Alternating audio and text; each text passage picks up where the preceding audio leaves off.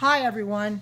I'm coming on today on here because somebody had asked me, hi learning, had asked me before to show them how to loom knit on an Afghan loom.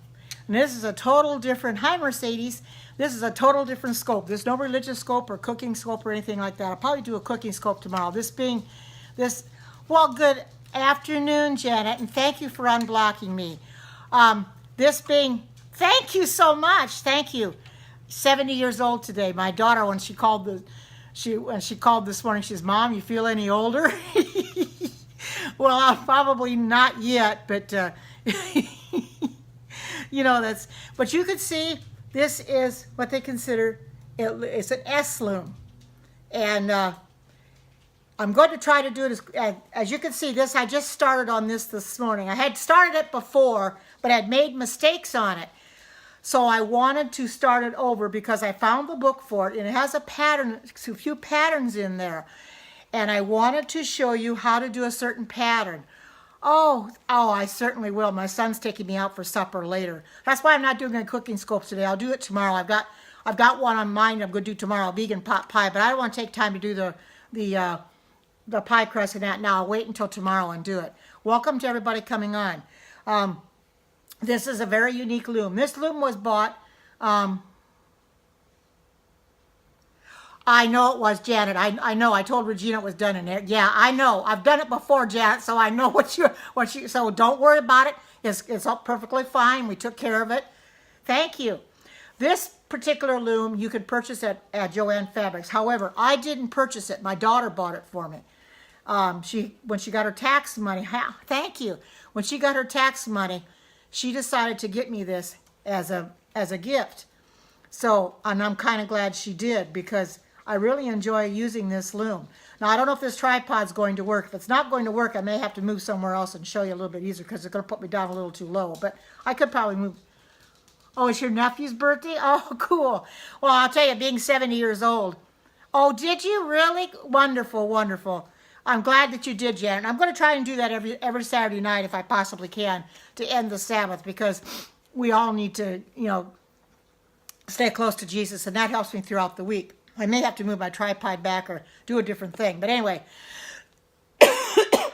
I want you to see, this is the loom I'll be working with. As you can see, and this is the yarn I've got on there. This I bought it, it's kind of messed up because it's starting to unravel. But anyway, bought this at Walmart, and it's thank you, Barbara, thank you. And I've only got just a few rows done on this. And yes, it is. And I'm doing this for homeless people. Once I get some stuff done, I've got some hats and scarves done now. And once I get a few more items done, including this blanket, I'll send them to Shabar. As soon as I have his address, I'll send him to Shabar for the homeless. Because I don't need a blanket. My ex-husband got me a real nice blanket for Christmas, so I don't need it. But this is for homeless. I'm sure this would be nice and toasty warm. Hi, thank you. Thank you for saying that. Thank you. And you can see it's a 60-inch loom. It's got 198 pegs. Then I start right here and go on around like this and just follow it on around. And you can see there's one peg right here that has a stitch marker on it. The reason for that is where I stop. If I go and do this one where the stitch marker's at, I'll end up making a tube out of it, which I accidentally did this morning. Oh, thank you. Which I accidentally did this morning. I ended up starting making a tube out of it instead of a blanket. So I put the stitch marker here to remind me. Oh, great. I just finished mine up, I think, on Sabbath. So I'll be making another one again. But without this stitch marker here, I would end up going too far. And then, my head looks like it's in the hole. Okay, I would end up going too far. As you can see, there's a stitch marker in here. It would go too far, and it would end up being a tube again. So what I do, I don't think you can see it. I would probably hold it closer. There's an arrow. Right there's an arrow to start. So I start here, and then I end here on this one. And I don't attach these two together.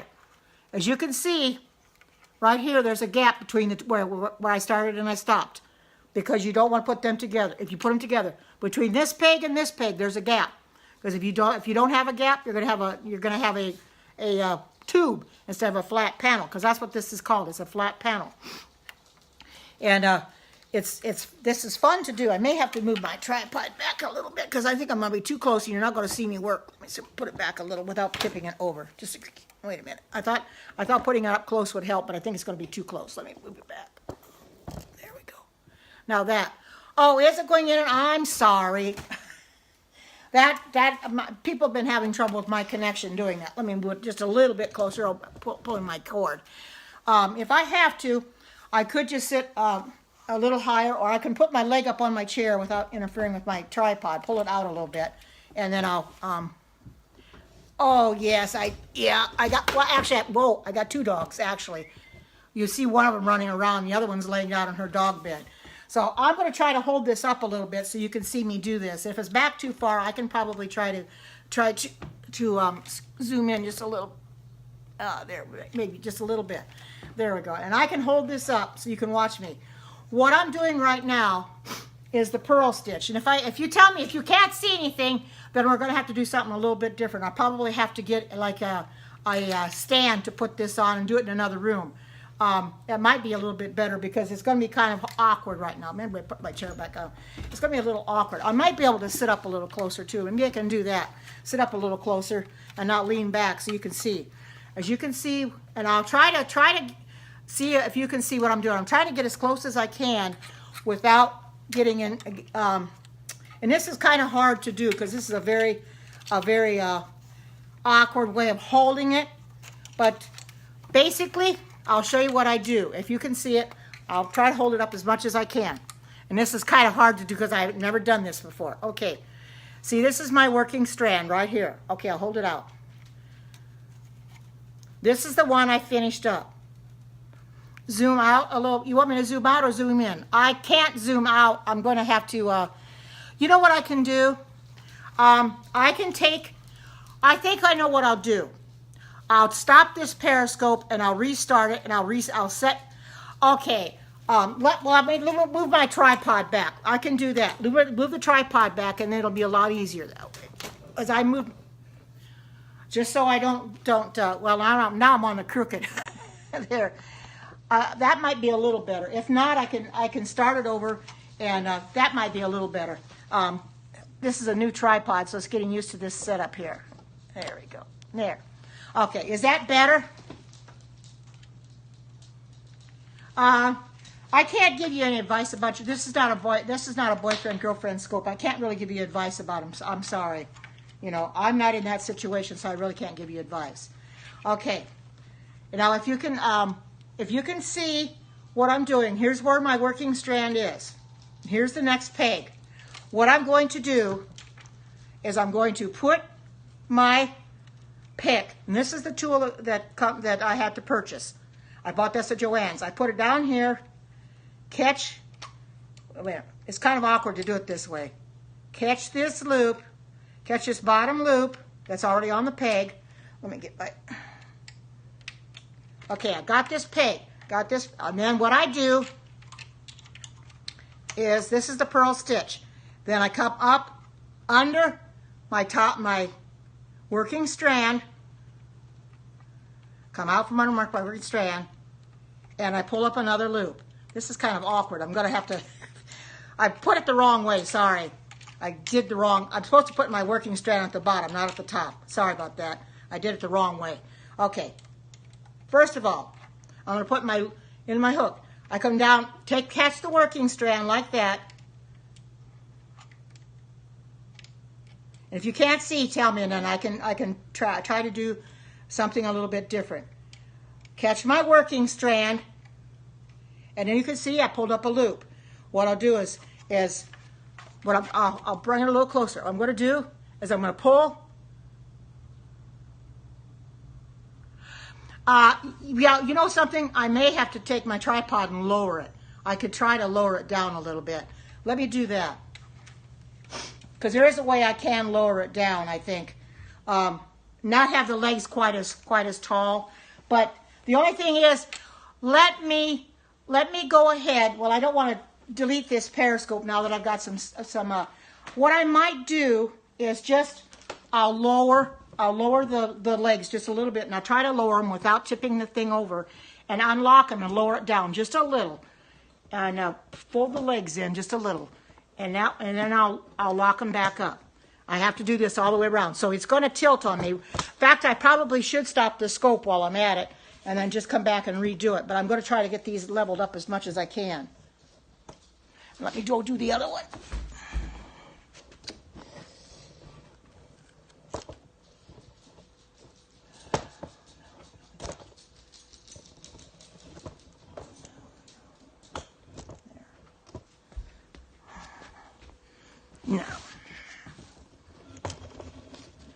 Now, I'm hoping this will be okay.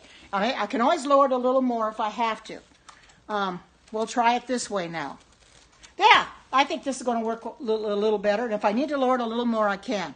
If you can see a little bit better, let me know. Anyway, you can see I got this loop right here. What I'm going to do is I'm going to take what's on this peg, pull it off, and this loop I just made, I'm going to take and I'm going to wrap it around the peg, and I'm going to pull it tight. Oh, I'm just great. So can you see it okay? Okay, and I'm going to do the next one. As you can see, I'm going to put my working strand, I'll look real close. I'm going to put I'll hold it this way. I'm going to put my working strand below the one that's on the peg already. This loop that's on the peg. Now watch, I'm going to catch this loop, and then I'm going to go in, come back up through there. See, I caught a loop, pull this strand off, pull it off, then put that loop on I just made, and there, it's real simple. And I'll keep doing this, and if you had looms, you could follow along. I'm doing just fine. Well, I'm 70 years old today, so I feel like a veteran, I guess you could say. Okay, now I'm going to show you again. Let's try to get this. If you can see real good, I'm going to hold it up. Okay, here's my working strand. Here's the peg. Thank you. I take my working strand. I put the working strand below the stitch. Then I come up like this, because the knit stitch is above, the working strand is below. So I have to do it a little bit differently, because this is the purl stitch. So I have to put my working strand below my stitch, grab my stitch like this. As you can see, I come up like this. Oops, I lost it. Then I come up through, as you can see, I pulled up a loop. See, I pulled up a loop. Now, see what's on here? I take that and I pull it off. Hang on to this, because if you don't hang on to it, you're going to lose your loop. And then I just put that loop I just made right back on the peg again. Right back on the peg. It's that simple. Now this, when I finish this, then I'll show you how. It's got a little ways to go around, because I started over here and I'm only this right here. This is what they call the purl stitch. This is going to be an E-wrap purl blanket, which is a very pretty blanket. The next one I probably will do will be a basket weave, where you alternate. You do 4 rows of knit and you do 4 rows of purl. You alternate those. I don't know what my dog's barking at. But anyway, I'm going to do the same thing again. I'm going to hold it up a little bit so you can see what I'm doing. Let me put this below the stitch. I'm grabbing you can see I'm grabbing it on my peg. Putting the working yarn under. Now I go up and it's like you're fishing for a pearl in the ocean. You come up and you grab. There's slits in my pegs. I go out and I grab it. Come up and grab it in my working strand. I take my tool. It's sometimes easier to take the tool, pull it off, and then the hook I just made, put it right back on the peg again. It's that simple. It's very easy to do. And once somebody starts doing purling, you can do a lot of watching YouTube videos. I've done the same thing. I watched YouTube videos to learn how to do this, because I didn't know at first. And loom knitting is something that's catching on. A lot of people are catching on doing it now. A lot more people like crochet. But I remember was a while back when I was showing my hats and scarves that I had done, and I had something else on here that I had completely finished. They asked me if I could show people how to loom knit. Well, I figured since this already got people already got yarn on here, I would show you how to do this. And I'll show you again. I'll show you. And I'm going to, like I said, here's my working strand coming off this peg here. I'm going to go to the next peg. I'm going to put it below my stitch on the peg. I'm going to grab this stitch, this next stitch. As you can see, I'm grabbing it right here. I put it go under the strand that's there, slide it into the slit that's on the peg, come up, pull up a loop, pull that off, and I keep my peg on the loop, or this tool onto the loop, until I put it onto the peg, and then I pull it tight. That's very, very simple. That's real easy to do. It's not hard. I know a lot of people will hesitate doing the purl stitch for the simple fact they don't like the purl stitch. They say that it's too complicated, but I don't find it complicated at all. I find it very simple to do. And is there any questions? You have any questions at all that you want to ask? Because this is we can make this a question and answer session too. And like this, I'm going to grab my, see, I've got my, hi, good to see you. Then I take like the fish and pearl in the ocean. I grab my working strand. Well, that didn't want to catch too well. Sometimes it doesn't catch too well. My working strand, come up, put my loop. Oh, it isn't. It's not hard at all. And I take the one that's on the peg off. I'm showing, if you want to know what I'm doing, I'm showing how to make an Afghan on the Afghan loom. This is for homeless people. It's not really hard. You can find plenty of YouTube videos out there that go step by step on how to make things on an Afghan loom. But as people just coming in, if you want to see, this is a figure 8 loom. And the reason this is a slip stitch or a stitch marker is because this is where I stop. This has got 198 pegs on it. So when it's completed, it's a flat panel. It's what they call a flat panel, and it'll be 60 inches wide. That's a pretty good sized blanket for a homeless person. Now there are some patterns that don't call for all the stitch. Now the basket weave pattern calls for 184 of these pegs, so I'd leave 14 of them blank. So I would definitely have to use a stitch marker then. But this is a I can't remember. My daughter bought this for me, and I think she paid something like $30 for it. Not one on here. I've done other blankets that I've crocheted, but I don't have anything done already. I do have hats and scarves that are done, and you can go back and you can watch my previous scopes. I don't know if they're still on or not, because I think they only put 100 on the profile, where I've done previous scopes of making hats and scarves. And I've done them on the loom as well. I crochet some, and I loom knit mostly because it's a lot easier for me. It's therapeutic, and it really is something it's fun to do. But this loom, I think, costs, like I said, costs something like, I think my daughter paid $30 for it, and she had it sent to me.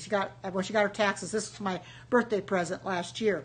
And I really enjoy using this Afghan loom because I've always wanted to make blankets on Afghan loom where I make them wide enough, because I go to crochet a blanket and it would never be big enough. And I think, well, why? It's because I have a tendency to crochet too tight. Well, in here, you can loom knit too tight too, and then you can't get them off your peg. So you have to be careful of that too. But anybody wants to see, this is don't worry about it, but this is a pretty yarn. I will show you what it looks like. Brand new one. This is what it looks like. It looks a lot better. And it is called Sea Coral. I got it at Walmart. These are only 10-ounce balls. The variegated balls are smaller than your regular solid colors. Solid colors are about 14 ounces, and these are only 10. So I bought 4 of them. So I have 40 ounces. I don't know if that's going to be enough to make this, but I'm sure if it's not, then I'll go back and get some more. So I want to make a big enough blanket that the homeless person is going to be kept warm, because I want to take care of the homeless people too. That's what my whole idea. And I've got hats and scarves already done that I'm going to send along with this blanket when I get it done. Or maybe makes a few more blankets. But, you know, of course we're coming to springtime. They won't need them as much. But, you know, I'm still going to do them anyway, because there might be somebody, oh, thank you. There might be somebody out there that really needs it. You know, they'll get nice and they'll get cold. You know, they sleep under bridges and things like that. Okay, I'm going to do another one again. I'll show you. I gather the stitch on my peg, put my working strand underneath, come up on that slot. There's a slot on my, well, I lost it. Slot on my peg. They all got grooves in them. I keep forgetting to pick up the stitch. Anyway, pick up the stitch like this. come up through the working strand, pull it. Well, okay, let me do that again. I guess I'm holding it wrong. There we go. Okay, now, take it through that groove. There, and you got to catch that strand. Pull the other one that's on there off. Otherwise, you'll have too much. And I keep this on the tool until I'm ready to put it back on the peg. Slip it down on the peg, just like this, and then pull it. And that takes it off the tool. Because if you pull the tool out, which I've done before, you pull the tool out, you're going to lose that stitch. You start pulling and pulling and pulling, you're going to lose the stitch. And it keeps it from getting twisted, because if it twists, it doesn't look good either. It's twisting, and it's going to be all funny looking, and you don't want it funny looking either. That's basically the purl stitch. And when I get this done, I'll show you the E-wrap stitch, which you simply just wrap it around your peg all the way one time around, and then go to the next peg. So I'm just going to pick up my stitch, like I said, on the peg, go into that groove, pick up the working strand. I'll go underneath with the working strand, go in that groove, pick it up. Now that's the hardest part. That's why people don't like to do this, because you can't always get it picked up. And I did. As you can see, I'll hold on to this. As you can see, this is a pointed tool, which is a very good tool. This is called a KB tool. This is also a KB loom. This is a KB tool, which I also got at Joann's. I bought this one because of the handle. As you can see, it's a rubberized handle. It's very comfortable. It's easier to hold on to. Now I put that back on there, pull this off, and then I slowly release that, put it on the peg, and pull it tight. That way I keep it on my tool. I'm not going to have near a problem trying to keep it straight. Because like I said, if you twist it, you're going to have a funny looking pattern. And I know you can't tell what it looks like now, because there isn't much coming out from underneath. But you can kind of just see a little bit of what the back looks like. See what the back looks like? You can see that it looks kind of pretty right here. You could tell it's going to be a very pretty pattern. That's when it starts coming off the bottom, then you can really see it. This is something like I said, I just started this morning, and I wanted to show you guys, because I was asked before to do this, to show you how to loom knit. And if anybody wants to do it, hi Darlene. This is a total different scope for me, because I've never done this before. But I was asked by somebody a while back when I was showing my hats and scarves how to loom knit. And I thought, well, I'll make this a project too, because I do this for the homeless. I'll show you this, Darlene. This is a, oh, thank you.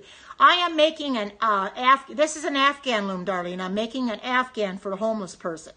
And I thought I'd come in here, since I do make things for the homeless, I would show you what I am working on. And this is a 60-inch Afghan loom. And as you can see, I have a stitch marker right here. The reason for that is because I start here and I end here. If I take these two and I keep on going, fasten it together, then I have a tube. This has to be a flat panel, because you want a flat panel blanket that they can put on. I know, this is at Joann Fabrics. My daughter bought this for me. I was looking for one before she bought this for me, and all of a sudden I got it in the mail, and she had bought it for me when she got her tax money last year. And she bought herself one and bought me one and sent it to me. It's a nice 60 inches wide, which is a very wide blanket in it. It's got 198 pegs. It does take a little time to go around when I purl. Now when I E-wrap, it doesn't take as long. Another point. Oh, thank you. Another point I need to tell you: if anybody starts loom knitting, you always have to push your bottom ones down on the peg, because if you don't, and you go to wrap it again and put the top ones on, your bottom ones are going to fall off, and you're going to have a big mess. That's happened to me before. If you don't get it pushed all the way down to the bottom, because you have to have them down there when you go. Because when I E-wrap, you always have to have a stitch or a loop on the peg. If you're whether you're going to E-wrap, you're going to purl, you're going to knit, or whatever you're going to do, you must have one stitch on there already. And since this is my working yarn, this will make the stitch. I'm going to show you again, Darlene. You just came in, so I'm going to show you how I'm doing this. I'm going to try to hold this up here so you can see. Okay, you can see this is coming. This is where it's coming out of, right here. I'm taking my stitch, and I'm coming down like this. There's a certain way you have to do it, and then I'm putting my working strand up to the loop, going down underneath my peg like this, because the pegs have grooves in them, coming up, and I'm pulling up a loop, as you can see. I hang on to that loop on my tool, put it down on the peg, and as it gets closer to the tool, then I just pull it. Then I pull it tight, take it off the tool. That's the easiest way to keep it from twisting on me, because if it twists, then you're gonna have a different kind of pattern. And you want a nice, comfortable or cool pattern. And as you can see, Darlene, you can look at the back of it, see what it looks like. Just very little, but it'll come out through the bottom. These holes here, it'll come out through this bottom here. It'll get real long. As it starts getting length on it, it comes out through the bottom. That's why it's made. And you can see this is pretty solid. It's all one-piece construction. It's a very heavy plastic.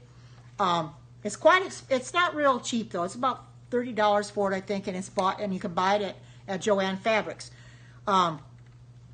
It's a very nice Afghan loom. This is the simplest way to make Afghans. Simplest way. And I'll also show you some other ones that I have. If I can find them. I had them sitting out here. I don't know what I did with them. I had some sock looms sitting here. Maybe I did put it in here. I can show you. Well, I don't know where they're at right now, but I had some sock looms out that I wanted to show you that are real small pegs too. But this is a KB peg, and I also got a hat loom. I don't know where that's at either. Oh, here's a hat. Well, you don't worry about this mess out here because this is but this is the hat loom. This is the hat loom, and I make hats. This is the hats I make. And you see I've started a hat on here and make hats on here. And I also have a scarf loom that's just like this, only it's rectangle. And they're all bought at Joann Fabrics. They're very quality made. And I'm going to show everybody again. You can see how I'm doing this. This is a hard thing to do because this is a odd shape. But you can see where my strand of yarn is coming out of. I go to the next peg. I grab the stitch first. And then I come underneath. It depends. Well, it'll be 60 inches wide. And I can determine how long I want to make it as I start making it, as it starts coming out the bottom. Then I can determine when it's long enough. It's going to take quite a while to make it. Oh.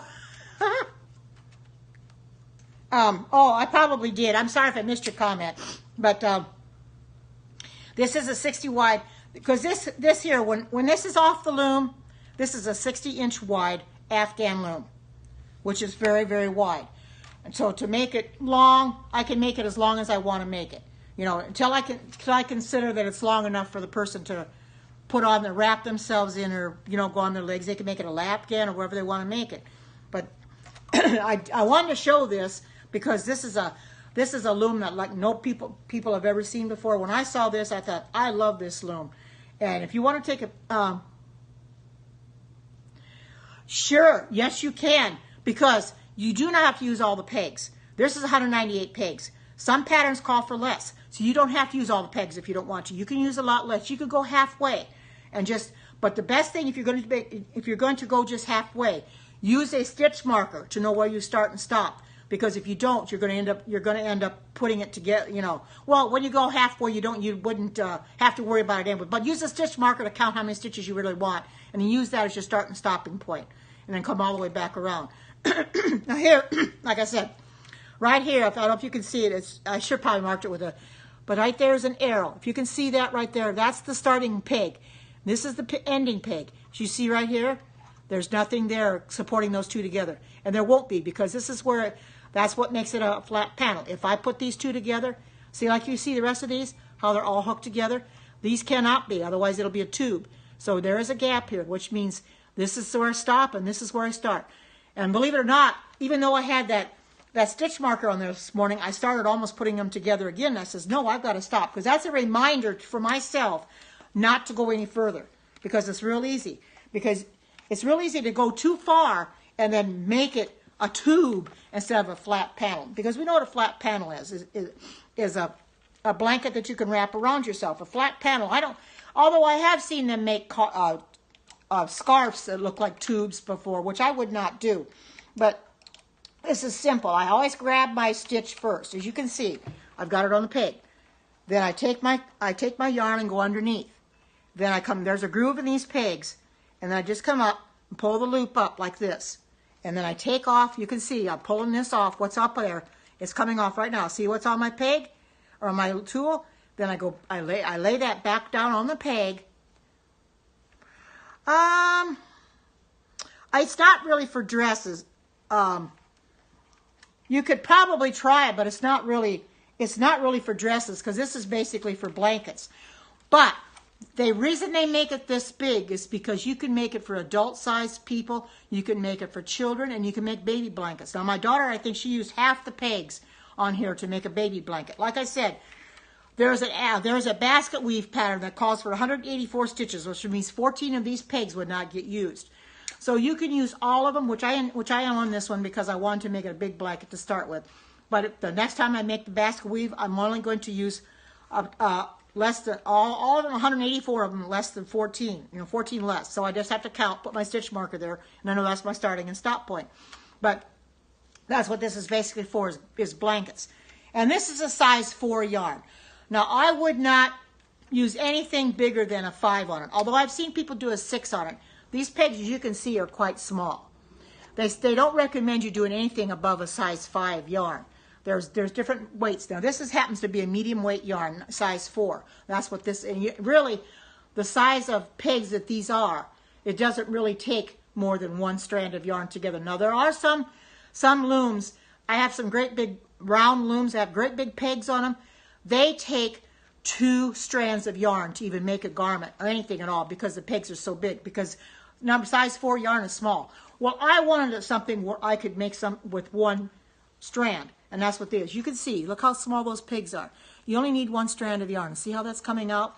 It's going to gradually get bigger and bigger and bigger. And see that pattern? See what it's looking like? Isn't that pretty underneath? It's looking very pretty right now. It'll even look prettier when it comes out, because it'll look like something. Like I said, this is a very hard thing to work with, because I have to maneuver it to do things on it. But I wanted it so I could show you, and I apologize for having my tripod so high. I always, when I do a prophecy scope, I have it way up too high. But I didn't think about it when I was doing this, that I don't need it quite that high. But I'm going to grab the stitch again. You can see where it's coming out. I'm grabbing this. I'm going to put my working strand down underneath. Go into that groove.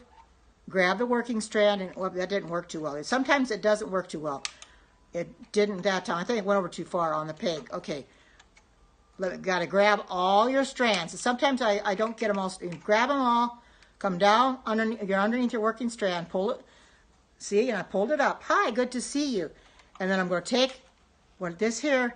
In fact, I'll probably use my tool. As you can see, I'm taking the tool, and I'm pulling this off the top. It's not that easy. Sometimes it gets a little tight. Oh, yeah, crocheting is easier. Yes, it is easier. But my daughter's doing that as well. But she also has this Afghan loom, and she's made a baby blanket on it, but she thought it was too thin because she didn't like the way it came out. So she didn't do any more on it. But I wanted to try this because this will be the first thing I've made on it. Because other things I started making on it, I didn't like the way they looked, so I took them out. But this, I'm going to like this. So what you can see, I pull it on, I leave it, and then pull it as tight as whoops, don't put it on the other, there, see? And I don't know if you can see if you can see some of these pegs, if I get close enough, that there are, if you can see it, I don't know if you can see any grooves. There are grooves in these.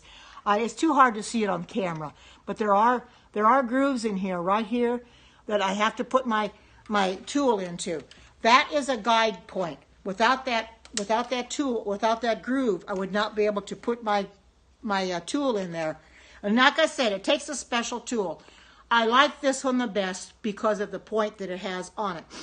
I've had some that have got a dull point, that don't come to a point. I don't like them that well, because this seems to grab the yarn much easier, especially when I'm working with the purl stitch, is what this is called. It's the same stitch that's done by hand. When you do knitting with needles, it's the same thing that's done by hand, only it's done on a loom. When I first saw these knitting looms, and I started using the round looms, I thought, no, how in the world can you knit on a loom? You can knit on a loom, because I've made socks on the loom, a round loom. I made some slipper socks on a round loom, which were not easy, which were not too hard to make. They actually came out very, very good, and I was surprised that they came out as easy as they did. But that's basically real simple. And the E-wrap is just basically wrapping it around and then pulling it off when you get done taking the bottom over the top. But I'll keep going on this for a little bit to show you that this is very, very simple. If you want to learn it, you can get a one of these and you can follow a YouTube video. See, I'm grabbing my stitch. I'm going underneath my working strand, going into that groove, and pulling up a loop. And then I pull this off. Keep this on my tool until I'm ready to drop it down into the peg. And then I wanted to split there. And then I drop it down onto the peg, and then just pull it. That's as simple as that. That's very easy to do. And it's not hard at all. I know a lot of people don't, like I said, they don't like the purl stitch. They balk at doing it. But I don't have a problem with it. I think I might stick this little piece up here. I don't have a problem with it. Some people have a problem with making the purl stitch because they find it cumbersome. But I don't find it really that cumbersome. And I can show you real quick how the knit stitch is done. It's basically done the same way. Only thing is I grab my stitch, the other stitch on the peg from this way, and then I go down this way for the knit stitch. Where the purl I come up. So it's just the opposite. It makes the and when your knitting comes off the loom, if you do the knit stitch, it looks exactly like the knitting you buy in the store, a crocheted sweater or a knitted sweater, knitted pair of socks. It's got that very same stitch on it. And I thought, how can that be? Just doing it on a loom. But it works because I've done it. I've done it, and I really enjoy it. I enjoy loom knitting. I enjoy crocheting as well. But I wanted to show you that this is a 60-inch loom that you can make any size blanket on it you want. You don't have to use all the pegs. You can use half the pegs. You can use less than that. However pegs you want. Since this is going to be for a homeless person and I'm starting out, I just want to use all the pegs. Like I said, there's 198 on here, 60 inches wide, and I can make it as long as I want. Now I think the basket weave calls for a 60 by 42. In fact, I can show you a picture of that. This is the booklet it came in it. You can see here. This is what the basket weave looks like. So that's the basket weave. You got a series of purls and knits. You got 4 purls and 4 knits, and then here's another one. I think that's all knits. It's the knit stitch, but you got a striped pattern. The one I'm doing to start with, this is what I'm doing. This is what you can see it. This is what the pattern will. Oh, hi Jamal. This is what the pattern is going to look like when I get done. Just like that. This is a total different scope for me, Jamal. It's going to take a while. This in particular is going to take a long time because it's got a stitch that takes a little longer to do. And being this is 60 inches wide, it's going to take a real long time to do. But you know, I've got time. Hi Mark, good to see you. I know this is a different scope, but I wanted to show people, and I'm also going to start doing some of these too. What have you missed? Well, Mark, my periscope started out kind of funky because I had the tripod too high, so you see me lowering it during the periscope. But anyway, what I'm doing here, this is an Afghan loom, Mark, and I'm making a blanket for a homeless person. The reason I'm doing this is because a while back I had showed some hats and scarves that I had loom knitted for the homeless people, and somebody had come into my periscope. I'm not sure who it was, but asked me if I could show them how to loom knit. So I thought, well, today is as good a day as any because I just had an early lunch. Well, actually, I had my breakfast. I'll eat a late lunch because I'm going to have a later supper because my son is picking me up to take me out to eat tonight for my birthday. Yay! So he's real good at that. But anyway, I didn't want to make anything cooked today since he's going to be coming tonight because I'd have a tendency to eat it, and I don't want to do that because I'm going to have to save it for the restaurant. But anyway. This is a 60-inch wide loom. As you can see, it's an S loom. And here's the starting point. You can see there's an arrow right there. If you see that arrow, thank you. This arrow here, that's where I start. And this here is where I stop. And I do not fasten these two together. As you can see, there's a gap there. That means it's a flat panel. If I put it together like the rest of these, you see how the rest of these are going together? If they came together like that too, thank you, thank you. If I did that, if I put those two together, it would be a tube instead of a flat panel because I want to make it a blanket. I want to make it a blanket and not a tube. And that's why I'm doing this.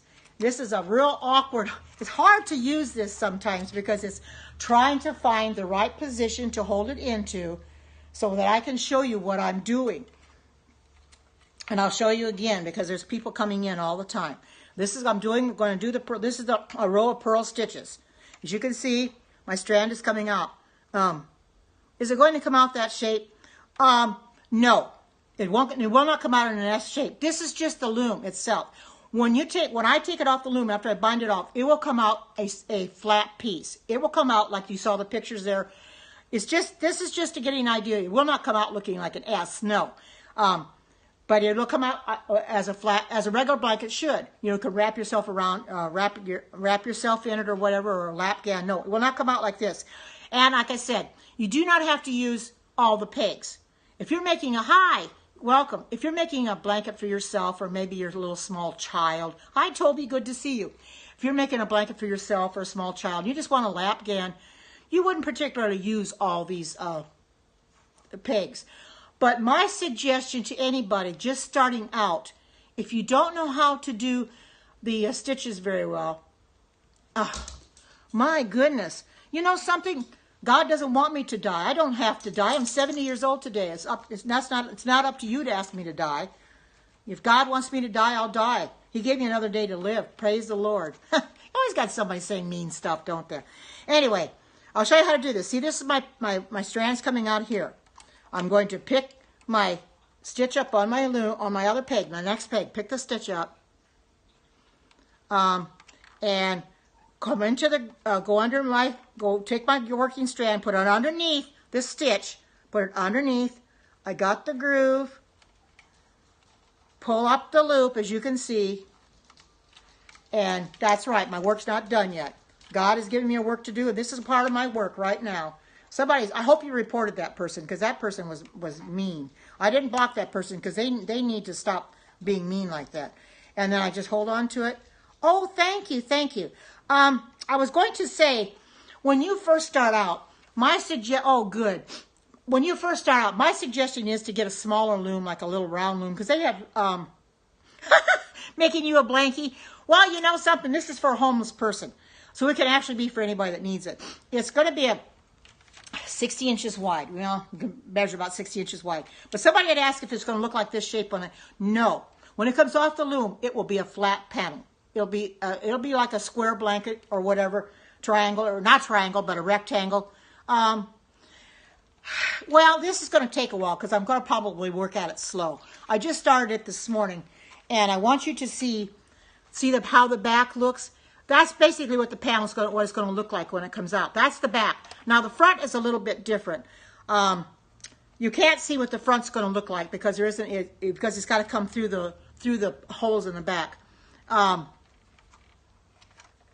Well, yes, anybody can use this loom. This is not.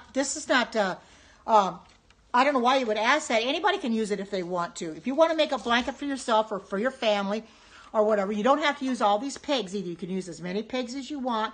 You don't have to use them all because I just decided I want it since I'm making it for a homeless person. Well, it's going to take a while. It's going to take a while. I just started on this morning, and I pretty much know where I'm at. I will show you. Okay, I'm going to hold this up again. Right here, if you can see this, I'll pull this up a little close. See that arrow? There's the arrow. There's the starting point. There's the stopping point where the stitch marker. And what I'm going to do is as I started this morning in here, and this is my stopping point, so I don't hook them two together. Oh, it's going to be a pretty color.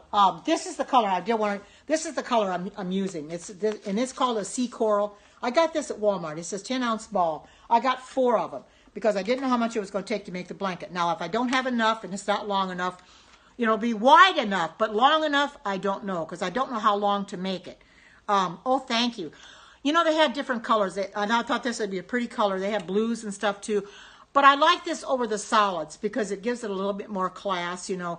And I thought for a homeless person, because, you know, they sleep on bridges or they'll sleep on park benches at night. And, you know, they get so cold, especially in the wintertime, and they need something to cover themselves up with.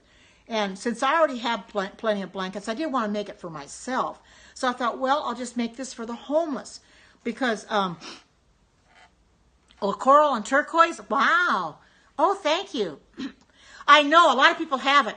I know. Isn't this beautiful? I saw this at Joann Fabrics and I wanted to get one. My daughter told me not to get one, and I couldn't figure out why. Well, lo and behold, she had sent me one in the mail. She had given this to me for my birthday last year. Oh, thank you, thank you. And you know, I've really been enjoying it. Can you mix the colors? Well, this happens to be already mixed, but you probably could. If you wanted to use 2 strands of yarn, I don't suggest using any more than this. Yeah, it was, wasn't it? If you wanted to use 2 strands of yarn, you can use 2 different colors on here if you want to. The reason I bought this, or she gave me this, is because I said I wanted something where I only can use 1 strand of yarn. Now this is a medium weight size 4 yarn, so it only takes 1 strand. And they don't recommend putting anything up bigger than a number 5 on here. And I wouldn't put a 6 on here. That's way too bulky. Although I've seen people do that on these, but they don't really recommend it. But as you can see, the pegs are quite small, and you don't really need that. And they're close together. That's why I like this, because it'll make the blanket nice and tight, and I won't have to worry about being too cold for somebody. No, it's actually loom knitting. Crocheting is done with a hook. This is her crochet hook, and I save this for when I do the bind off. This is what they call the tool. This is the tool that I use to pull it. Now you can see it's very, very pointed, see? And it's very sharp too. I got this also at Joann's. It's called KB. This is the KB tool. This is the KB loom. I like KB products. I also have a hat loom, and I have a, this is the hat loom. This is the KB hat loom. This loom has different parts to it that you can make at different sizes. This is an adult size, and you can also make babies and children. You just have to pull these. I don't know if you can see it. See how this has come together? This has got pieces put together. Oh, you've only done crochet. See here, these here, I just push these in, and these pieces will come apart. I can make it as big as I want or as small as I want. And that's a very nice loom to have. But I wanted to work on this Afghan loom because everything on this takes a little bit longer to make than it would like on a hat loom or a sock loom. Now, I do have a sock loom that has metal pegs on it, and it is really a small loom. Very, very small. I mean, I think I've got those looms in the other room. But anyway, this is the KB Afghan loom. As you can see, it's one piece is fairly constructed. See the screws in the back. It's all one big piece of plastic. How they got it into a nest, they had to put it into a mold. But anybody coming in, somebody had asked if when I get done with it, it would be in the shape of an S. No. When I take it off the loom, it'll just be a flat piece. It'll be 60 inches wide, and I can make it as long as I want. Like I said before, those just coming in. You do not have to use all the pegs. Whatever your pattern calls for. If it calls for 150 pegs, that's all you use. But be sure to use a stitch marker. This is what a stitch marker would look like. There are different ways. This looks like a diaper pin, but it's a stitch marker nonetheless. You just put it on your peg to mark where your starting and stopping point is at. Well, actually, you would start where this arrow is, and then wherever your stitch would end up would be your stopping point. Where your stitch markers would be your stopping point. Because that's the reason they have this arrow. If you can see this arrow, because this is where we're supposed to start. And see, these two here, this and this, and do not have anything in between them. There is no strands of yarn in between. That's because it's got to be a flat panel. If I would put those two together, it would come out a tube, and it wouldn't be a flat blanket. And you don't want that. You want to be a flat blanket. I'm going to show you again while people are coming in what I'm doing here. Okay, you can see my threads coming out of this peg right here. Okay, I'm going to grab the stitch from this next peg, the next one over right here. I'm going to grab the stitch. You can see me, I grab the stitch. I'm going to take my working strand, I'll put it at the bottom of the stitch. Whoops, it come off my peg. There we go. Grab it, come under here. There's a groove in the pegs, and come up, pull up the loop, pull this off, and then put this back down on the peg. I keep it on my tool so I don't twist it, because it's very, very easy to twist it. Oh, I'm getting quite a few people in here. People just coming in here. This is a 60-inch wide Afghan loom. KB Afghan loom that you could get from Joann Fabrics. Other ones may have it too. You can also buy it online, probably through Amazon. Okay, I'll explain that to you. Okay, say you want to use like 140 or 150. Okay, you have your starting point here as your arrow, right? Okay, wherever your stopping point is, you count 140, 150 pegs, wherever. You put a stitch marker, like this here, the stitch marker, you put it around your last peg. That's your stopping point. So when you get down to that point, then you go back that other way and come back to here again. That's exactly what you do. It's basically just going back and forth. So you start here, go to your stitch marker, and then now the next time I do, I'll start my stitch marker and go back to working towards this. So it's basically back and forth. You start at the arrow, go to the stitch marker. The next time around, you start the stitch marker and go back to the arrow. It's best to use this arrow as your starting point because with that, you know where you start at. Now, I should take a marker and mark this. My daughter's done that. It'll probably come off, but take a marker. Oh, just fine. Take a marker as my starting point. Sometimes I forget where it's at.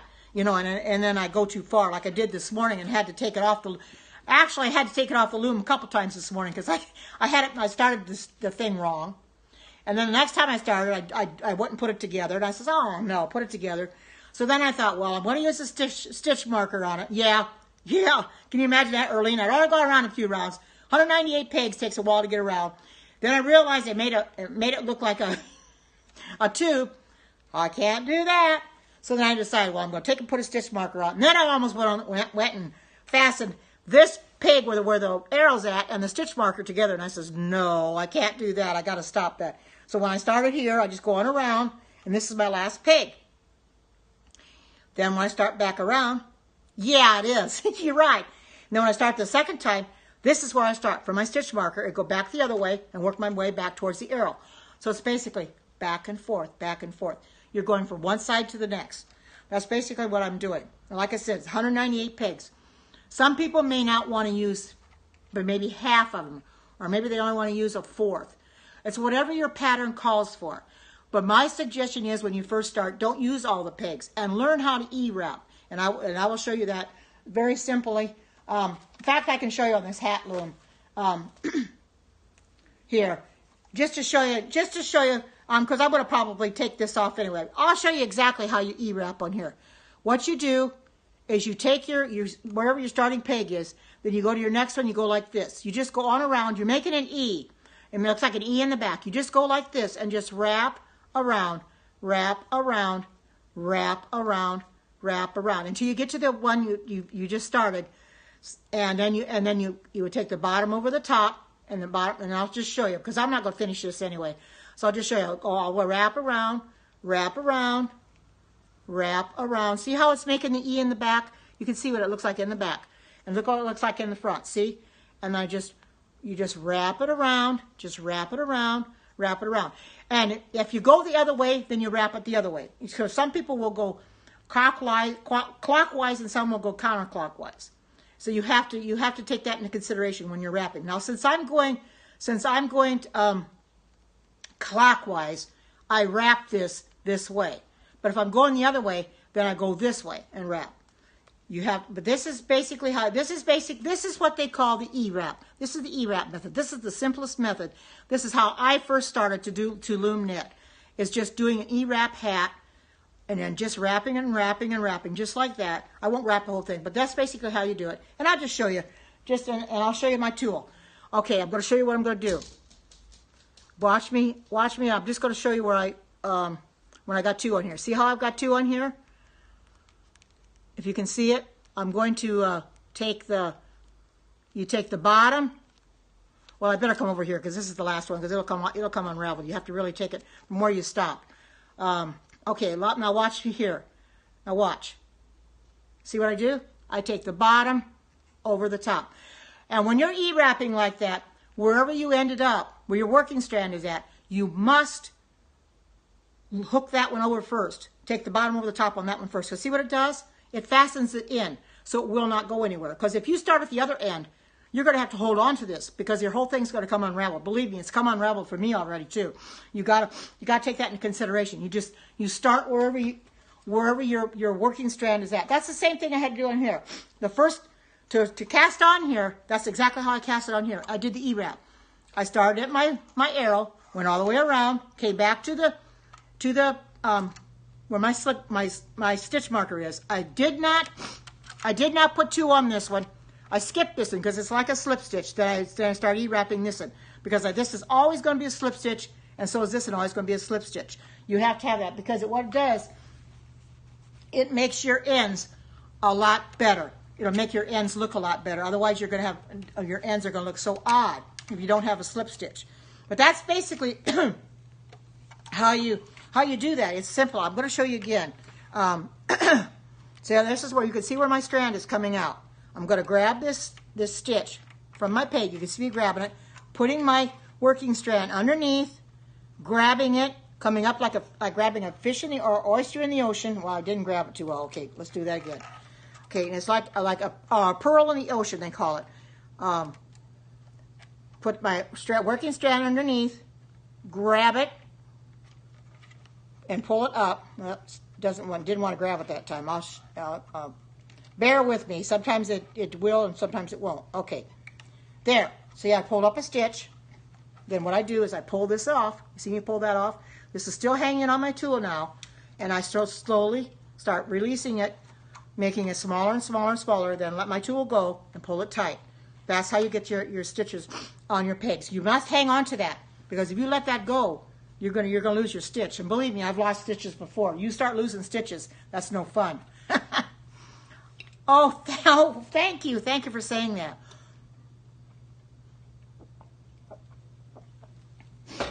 I thought, well, being this was my birthday, I was doing something a little bit different instead of a cooking scope.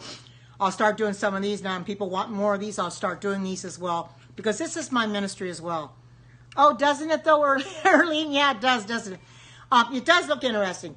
It gives me something to do. This is what I do during the day. You know, as I sit here and I do things for the homeless. I consider this. I don't really consider it work. I call it enjoyment, but it's something I like to do, and I'm keeping my hands busy. You know, because it is constructive work. Oh, thank you so much. Thank you.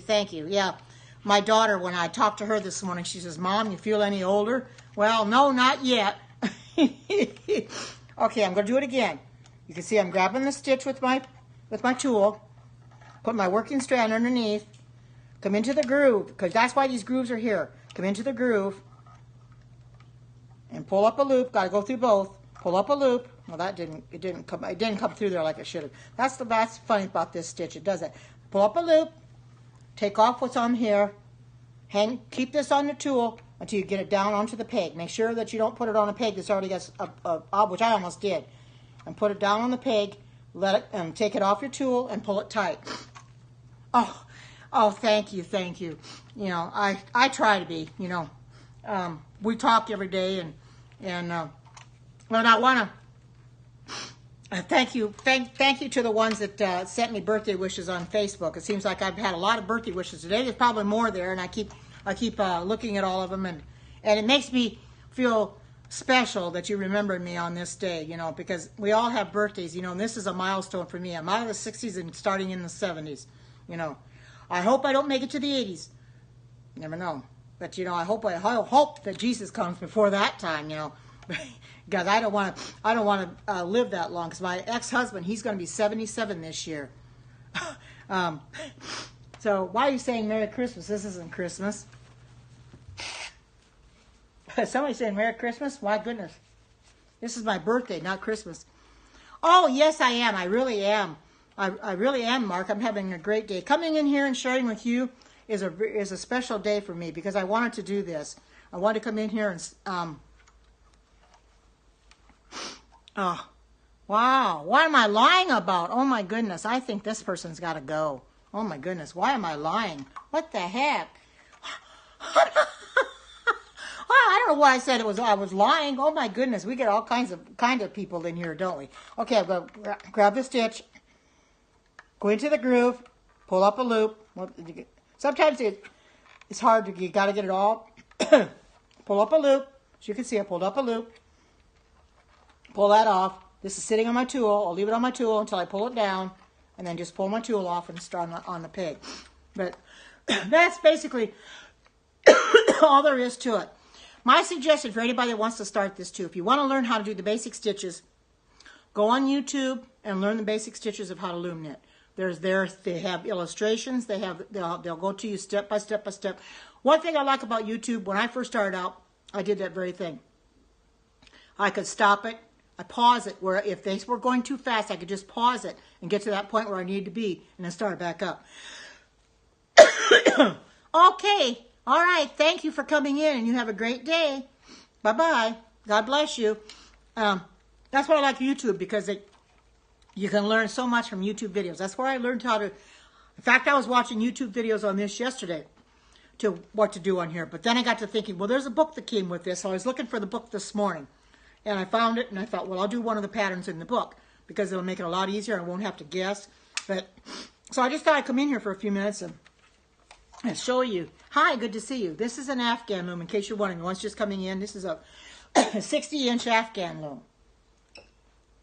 And it makes a 60-inch wide Afghan, although you don't have to make it that big unless you want to.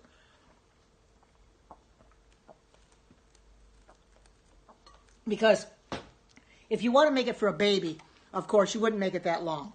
You know, an adult, yes, you probably would. Or a child, you might make it a little shorter. You can use half the pegs, a quarter of the pegs, or whatever. But like I said before, you have a starting point of an arrow, where your stopping point is. Use a stitch marker. They come in all different ways. These look like diaper pins. This one is a different kind. There's different ones, you know, and they got them bolts. And here's let's see, I think a smaller one. I had a smaller one here. I can't find it now, but I had a real small diaper pin. But anyway, they come in different sizes. You get those at Joann Fabrics too. Your stitch markers, and they come in handy for stuff like this, because when it comes to loom knitting, like doing socks and stuff, you have to mark for where your toe and your heel are going to be, because you have to have those marked out, or otherwise you're going to make a mistake. So I mark out for those.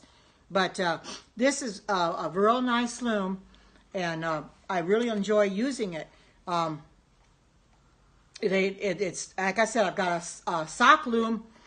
That's a KB loom. I mean, it's got metal pegs, and it's wooden. It's wooden with metal pegs. It was the first one I bought.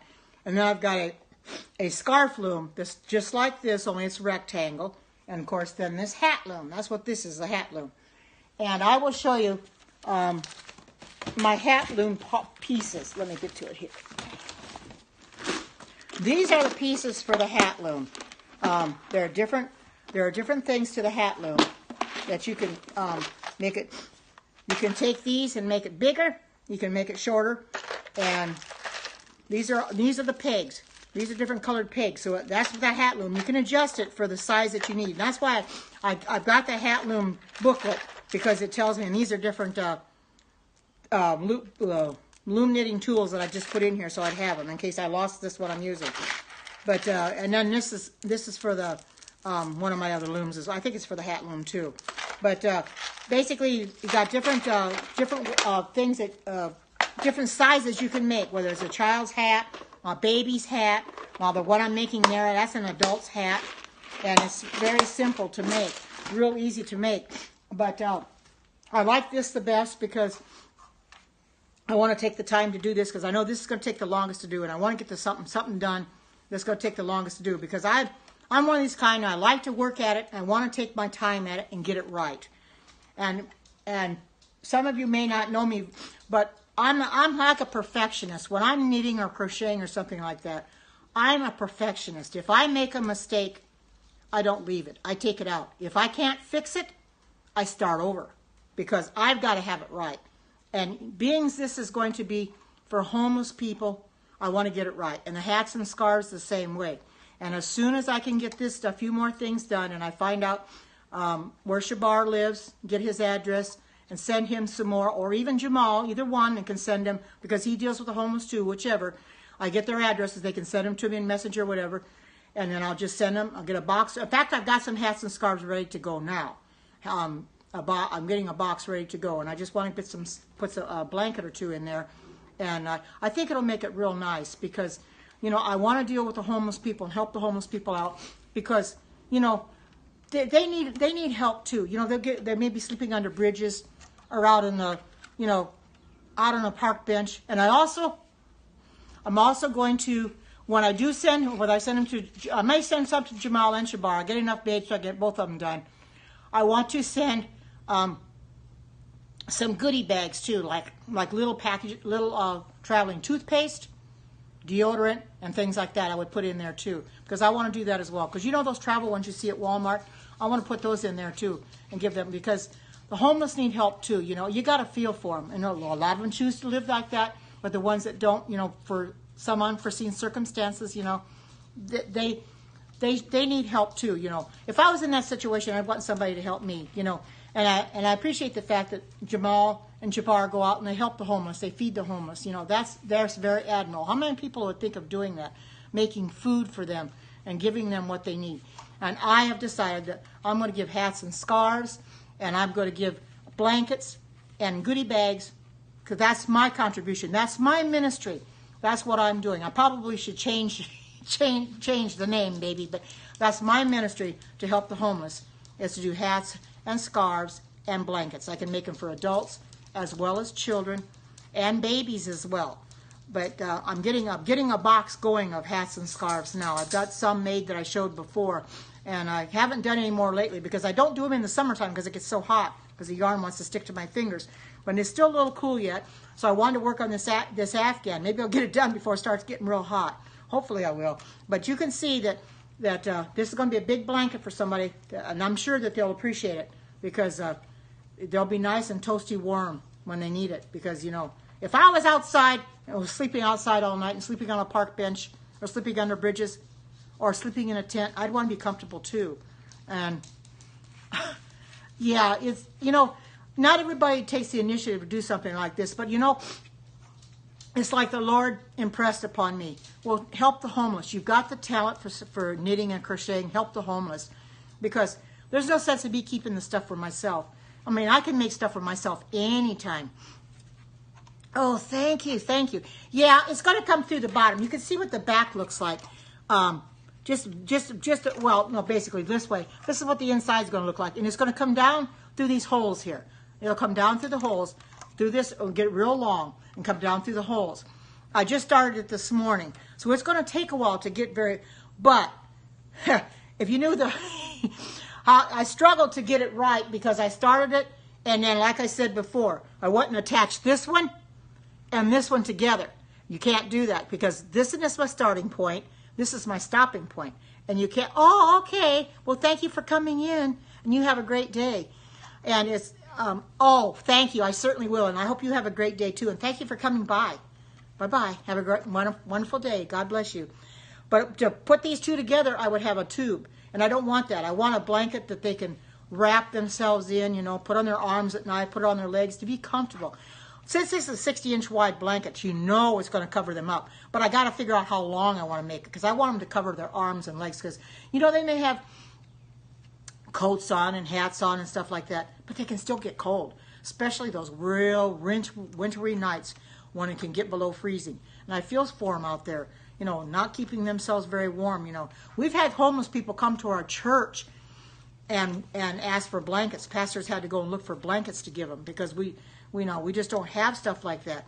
But you know, so this is good. This is going to come in handy for anybody that might be homeless and need, because you know, God says, God gave us a commission. We're to help those people too. You know, we're to help our fellow man. And what's the better way to do that than crafting something out of your own hand? Because you know something, when you make it yourself, it seems like it's people like that more than something that's store bought, because it comes with love. You know, and I love making my own things. You know, I find it's a lot cheaper. Sure, you have investment in the yarn, but I find it's a lot cheaper in the end, because it's made with love, and I've taken care to make it the way it should be made. And I'm going to, since this is going to be for a homeless person, I'm going to make sure I do it right.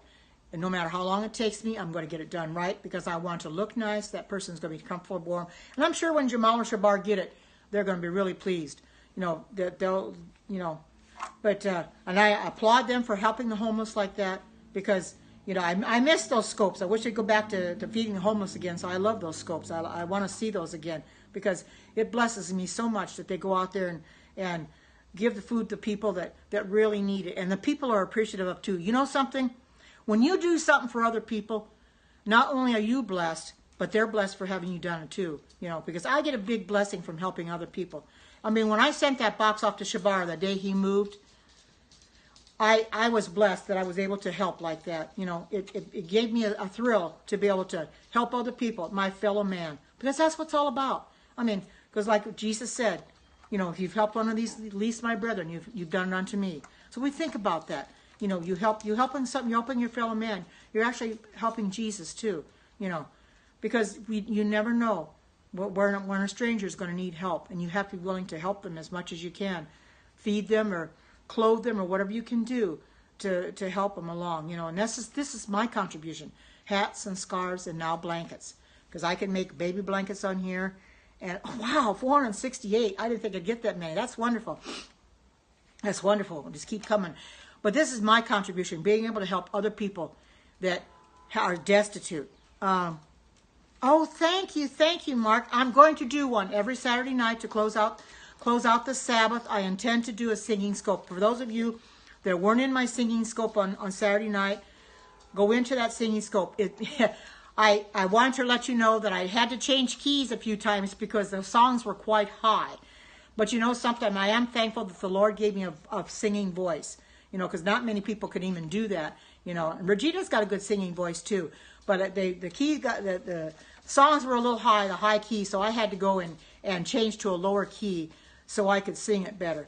But I'm going to start doing that now. You know, Regina, she opens the Sabbath sometimes with singing songs. I want to close the Sabbath with singing songs. Just get the hymn book on your iPad or your iPhone and follow along. That's what I did. Get the one with the music on it, and when I find a song, you find a song, then you could sing it right along with me. I won't hear you, but at least I know you're singing, you know, and you could sing it too, you know. I enjoyed that so much. I was blessed by it, and I'm sure that you were blessed by having me do it. You know, it's something I've never done before, but I felt so good afterwards, you know, and I could take these songs every night and before I go to sleep, get them out and start singing some of them.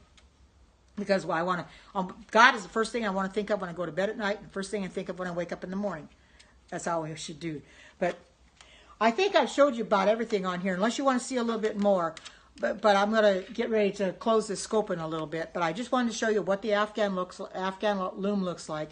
And since more people are coming in, maybe I'll continue on just a little bit more because we're getting people interested in here. And okay, I'll show you a little bit more. You can see my working strand is coming off of here. I'll hold it up here like this. I'm taking my needle or my hook. I'm going in my neck. I'm going in that stitch in here. I'm putting my working strand below that hook. Below there, below that stitch. Grabbing it and coming up like a pearl in the ocean. Making a loop. Pulling this other loop off. And keeping this on my hook. On my working tool. Until I get it down there. And then I'll put it on the peg. Pull it. There we go. Then I put it on the peg. Just like that. So it doesn't twist. That keeps it from twisting because I've had it twist on me before, and you don't want it twisting. And we don't want it twisting at all because that's not good if it twists. So there. So that's basically, well, I don't know why I got two on that one. I guess I must have done the wrong one. I think I did. I didn't take it off like I was supposed to. I got to take that back out because I got two on there and I'm not supposed to have two. Well, that was a blunder. There we go. Oh, I know what I did. Took it off this. Oh, there we go. See what I tell you? You can drop a stitch just like that. Now I got to put this back on the peg because I don't want to take this out. There we go. Got it back on the peg again. Okay. Now that's the peg I'm supposed to have on here. Okay. All right. Now I put my working strand below the stitch to start with, and then I grab the stitch just like this from this way.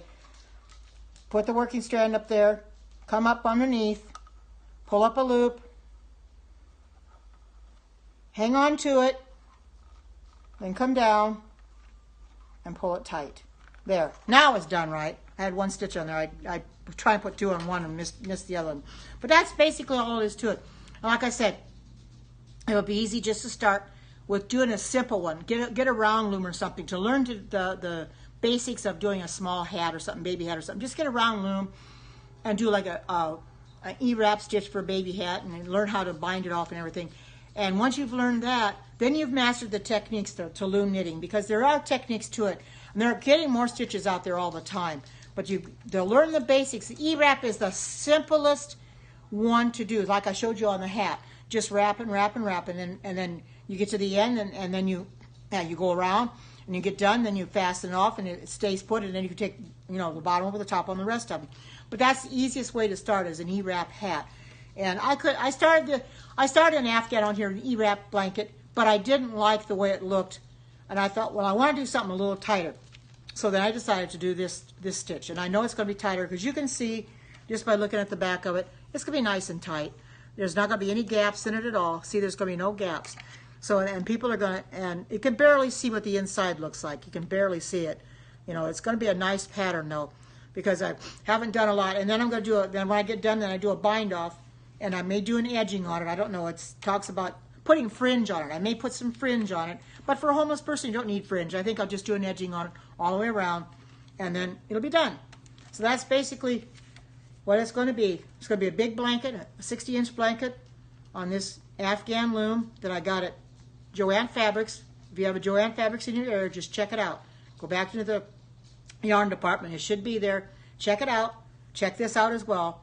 Get yourself a hook, because you need, this is the main tool that you need for your loom knitting. Without this, you cannot do it, because I've seen people try to pull it over with just their fingers. You can't do it. You need this hook to do what the purl and the knit, and to pull it over the top.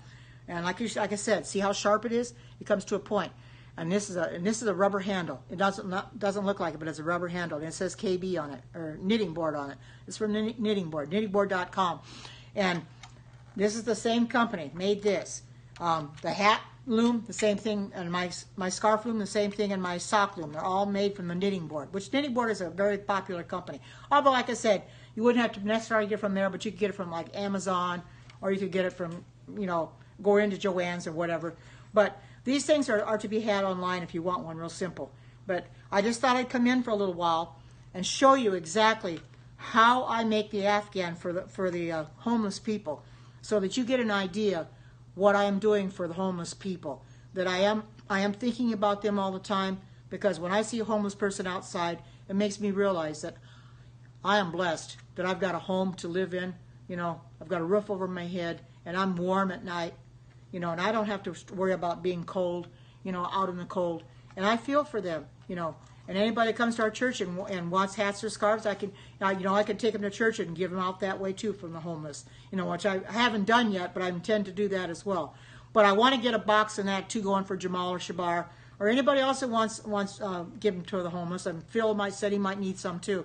So I'm going to be busy doing, you know, and making hats and scarves and blankets. But this is what I want to do for people, because they need help too. We all need help. I mean, if each and every one of us were in that situation, I think we'd want to be helped too. We want somebody to do something for us, you know. And that's what I intend to do is do this, and I know I'll be blessed. And I'm already blessed from taking the time to do this. This is like I said, this is what my daily task is. I'm helping other people. This is what my job is during the day, is making things for people to give them away. I spend money on the yarn, but that doesn't matter to me, because I'm giving them something that they can really need in this time of, you know, when they get out in the cold. Now, of course, when summer comes on, they won't need it as much, but I still make them anyway to get ready for the fall and winter to come, because you know, in some areas they're deathly cold. I know it can get cold where Jamal's at, and it can get cold definitely where Erlene's at in Michigan. It does get cold here too. We don't get snow so much, but it does get cold. And if they're out in the cold in the snow, that's even worse yet. So we need to take care of all God's children and provide for them. And that's what I want to do. I want to keep providing for them. I think I'm going to probably have to change the name of my ministry though. I'm going to welcome back Janet. I'm going to have to change the name of it though to Karen's knitting and loom knitting ministry or something like that. Although I crochet too, so or crafting ministry. Maybe I'll do that. Maybe I'll change it to Karen's crafting ministry or something. I think that would be a good name for it. I'm going to have to think of a different name, because this is my ministry. This is something I intend to do until I can't do it anymore. Oh, you got a call. Okay. Do this until I can't do it anymore. You know, because I know that the Lord will bless me, you know. And as long as I've got hands, and as long as I can do this, and I'm capable of doing it, I'm going to continue to do it, and I want to bless others. And I hope that that you guys can find a way to help the homeless too, whether it's giving food or giving out little goodie bags or whatever. You know, help them as much as you can. Hi, Rick's good to see you. In case you didn't know, this is an Afghan loom, a 60-inch Afghan loom. I'm making a blanket for homeless. You know, I love doing that. I love it. It's like the Lord impressed upon me that I've got the talent for knitting and crocheting to do that and help the homeless. You know, because I know they appreciate the hats and scarves in the wintertime, because I make them with love, you know, and I want to take the time to do it and get it done right, you know. And like I said, this hat loom, I've made several hats on it already. And the scarf loom, I intend to make scarves on it too. And Erlene can attest to you that I know how to make scarves. I made 2 scarves for her earlier. Although they were crocheted, but she asked for some scarves, so I made them for her too. But I love doing this. Yes, he will. I know he will. You know, because I'm blessed for having done it too. Oh, thank you so much, Juju. Thank you. Thank you. Yeah, it's my birthday today. I'm 70 years old. You know, I don't feel it yet, but as the year goes on, I probably will start feeling it. You know, I have back problems and stuff, but you know something? I am just thankful that the Lord has given me 70 years. You know, I never know from one day to the next if I'm going to wake up, if I'm going to take another breath.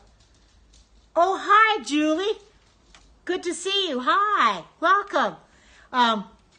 Yeah, I'm 70 years old today. Wow. How's that baby doing?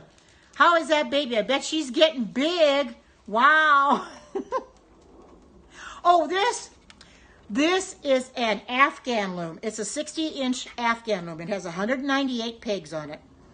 And I am making an Afghan for a, oh, thank you. Oh, I bet she is too. She was adorable when she was born. I bet she is. Oh, yep. Yeah, 3 scores and 10. You know, and I'm so thankful. Yeah, they do. Let me tell you. They grow so fast. They don't stay little very long, I tell you. Next thing you know, she's going to be walking. You're going to say, well, where'd the time go? Yeah, 198 pegs. Now, this is for an adult. But like I said before, if you want to make a blanket for somebody that's not an adult, like a child or a baby or something, you wouldn't use all the pegs. But here is a starting point. Here's an arrow for the starting point. And this is my stopping point, because you do not want to fasten these 2 together. You'll have a tube because you want a flat piece. So however many pegs you decide to use, you don't have to use them all.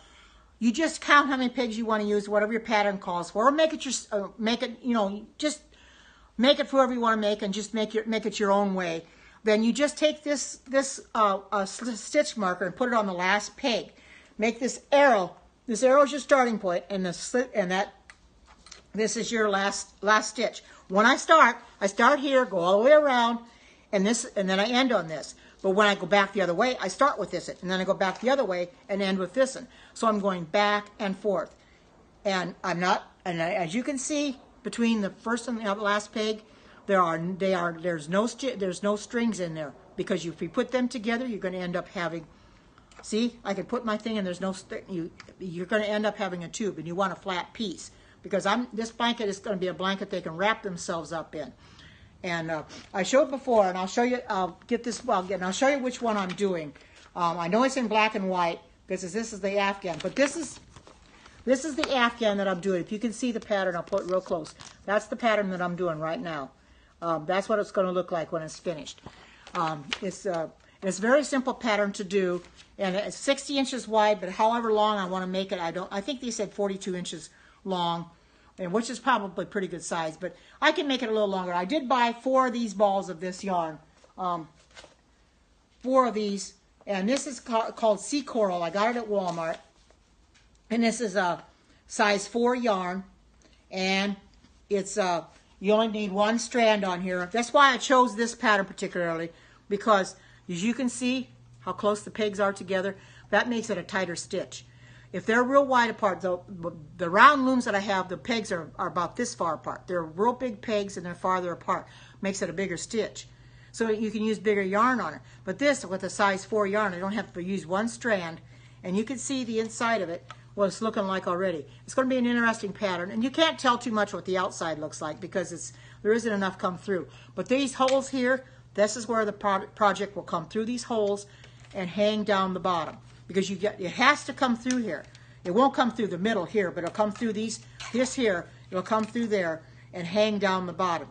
And believe me, once you get it done, that's the hardest part, is getting it off the loom and getting it to come through, because I have to pull it up back through the loom again, or you can get it all twisted. You know, I'll bind it off, and I'll probably do an edging on it. But this is basically a loom that I've wanted for a long time. My daughter bought it for me with her tax money. I didn't have to pay for it. I was going to buy one, and she says, "No, Mom." So she told me not to, and then she got it for me. It came in the mail, and I was so happy when I got it. And I enjoy using it. I keep it out, use it all the time now, because I want to make quite a few blankets. I'll probably make some children's blankets. I'll make some baby blankets off of here, and just have to determine how long I want to make them, you know, how wide I want to make them, and have a starting and stopping point. Oh, yes, it was. She sure was. I didn't expect her to do that, Janet, but she did. And since my birthday's today, she told me she's going to get me something for my birthday that's $500. I says, $500? Why are you spending that much on my birthday? She said, "But Mom, you deserve it." Well, she's going to wait till she gets her tax money and get me a little garden, an indoor garden that costs $500. I says, wow. Now that's a loving daughter. My goodness, I would never thought. And then my son, when he called yesterday, he says, "Mom, what do you want for your birthday?" I says, "I don't need anything for my birthday. I got plenty at Christmas." And he says, "Well, I'll think of something." So I don't expect anything. You know, my son's going to take me out to eat. He's going to pick me up at 6:30 my time and pick me, and we're going to go out to eat for supper. So he's good that way. So, you know, that's why I didn't do a cooking scope today, because I'm going out to eat later, and I don't want to eat a lot now, and then I can't eat anything then, because that's what they're taking me out for. So, but tomorrow I plan on coming on here and doing a vegan pot pie, but I want to get the pie crust made ahead of time. Oh, I will, Julie, and thank you for coming on. And you enjoy that baby and take care of her, as I'm sure she's a beautiful baby. She's going to grow up so fast. She's not going to stay little very long. Oh, I bet you do, Earlene. Yeah. Well, it's just my son and my daughter-in-law and their 2 grandkids. So it's just the 5 of us. But you know, we have a good time together, sit together, you know, and eat and talk and things like that. You know, my son's always good for taking me. They take me out for my birthday, and they take me out for Mother's Day as well. So I'll have that to look forward to as well. So, you know, when my son lives here in Oregon, only lives 30 minutes away, I can do that. Yeah, it does, doesn't it? But I'm glad he doesn't live that far away.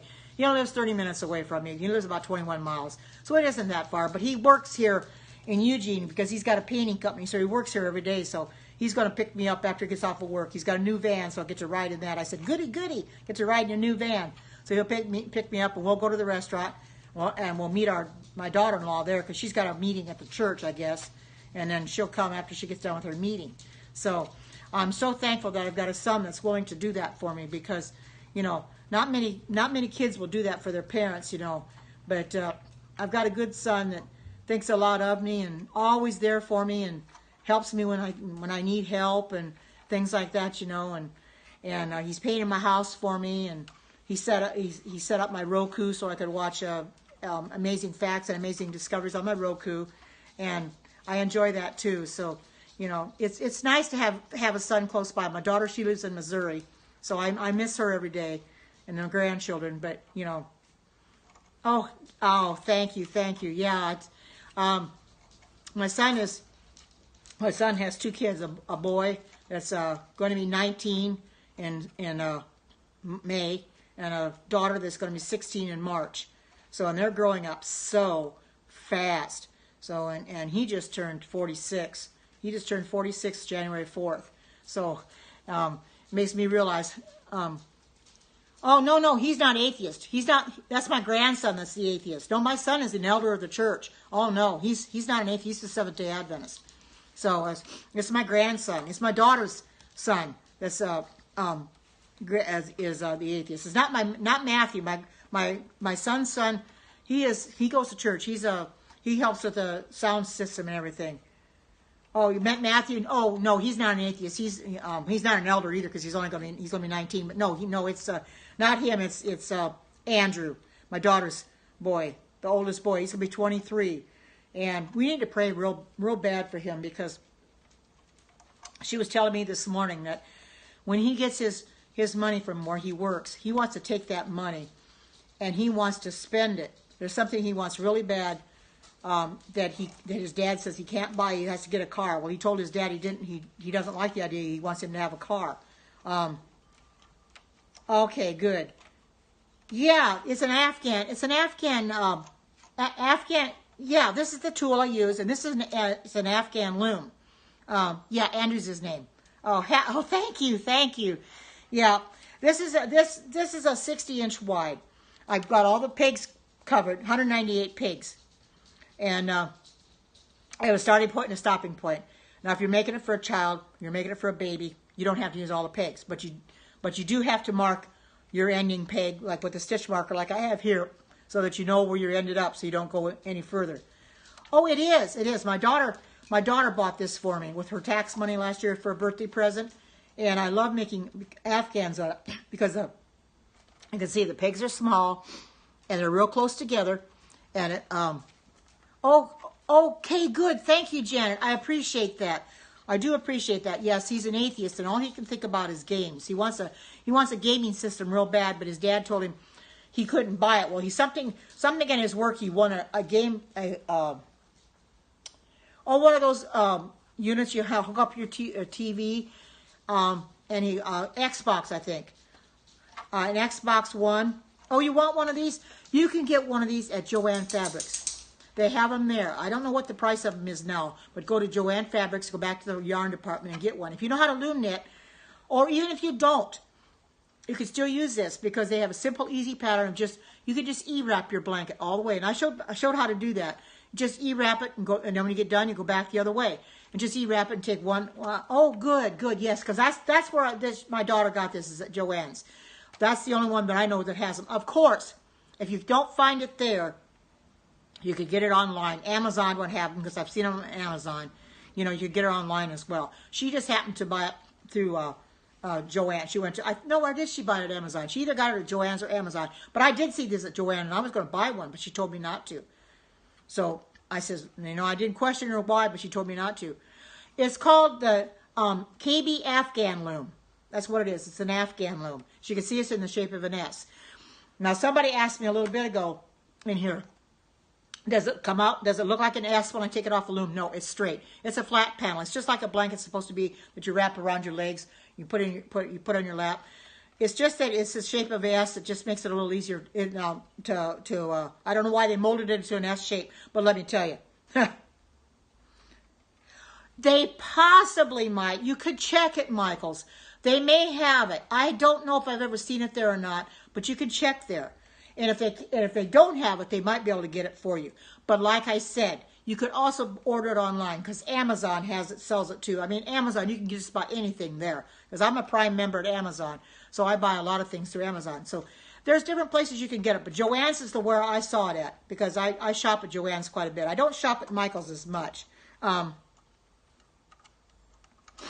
Yes, it does. It does save space. However, it gets a little hard to work with it sometimes, because I have to put it like this to work with it, and move it all around like this way and everything, because it's an odd shape, and I've had to figure out, since I started using it, how to maneuver it to really do what I need to do. Those coming in here now, I want to show you how I'm doing this stitch, and I'll do another one for you. I'll show you. See, this is where my yarn is coming off of this peg here. I'm going to stick my tool down into this. I'm going to put my yarn over here. I'm going to put my tool into that stitch, bring the yarn underneath, and pull it up. It didn't work that time. Sometimes it doesn't work as fast as it should. And grab it. There's a groove in the peg, and then pull up on it. Well, now it doesn't want to work. But there's grooves in the pegs. And what it does is it helps me to grab the yarn.